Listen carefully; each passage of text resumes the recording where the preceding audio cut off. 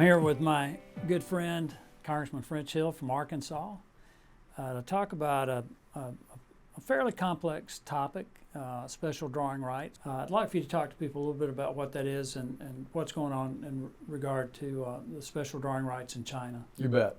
So the International Monetary Fund was created after World War II. It's part of the international monetary system started by the United States. And the International Monetary Fund lends money to countries. 190 countries are eligible for credit there in case they have a foreign exchange problem. So these are not loans to build a bridge or to build a medical clinic. That's the World Bank. The IMF is there for exchange stabilization, for if somebody gets in a temporary financial problem. And one of the strategies that they have is something called special drawing rights, which were created in the 1960s. And it's essentially a reserve of money for each country, and it's composed of the right to have the access to the American dollar, the euro, the Japanese yen, and the Chinese currency has been added to it as well. And it's a special drawing right. It's not really cash, but you can think of it as an asset you can borrow against. And so the Biden administration is proposing giving $650 billion of special drawing rights out, and you can't target it.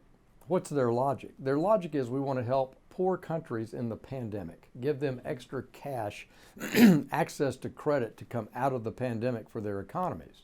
And this is really not targeting to the poorest countries hurt by the pandemic because it goes to every country. So rich countries get it. America's going to get it. The Netherlands, the United Kingdom, they don't need more reserve assets. The second problem is that it also goes to rogue countries that wish America harm and gives them more credit. Syria gets special drawing rights. The Assad regime, Iran, Russia, and China. And China gets over $40 billion. Now, who advocated for this?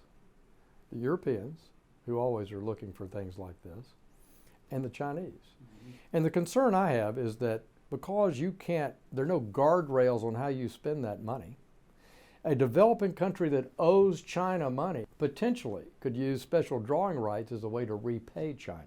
Right now, nations around the world owe China about $1.5 trillion. And there's 8 or 9 countries that literally, if China called in their debt, they would own them. Right.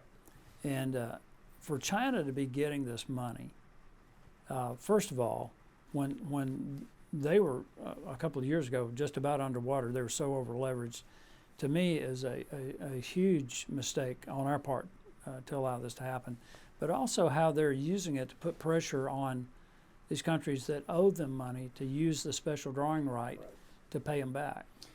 It's a real risk. China's now the world's largest creditor, as you say, over $1 trillion of credit, much of it not transparent. China keeps their terms secret by non-disclosure arrangements. Take Ecuador. The only reason we know this for a fact is because they were sued in court, and the court documents are open. But in Ecuador, to build 2 dams that, by the way, failed, they took a lien on all of Ecuador's oil and gas revenue, and it actually goes to a Chinese bank. They sweep the bank account to make the debt service payments.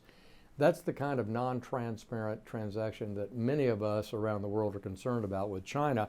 And this special drawing rights fits into that because it could be a risk for China to use that money as a predator on the third world.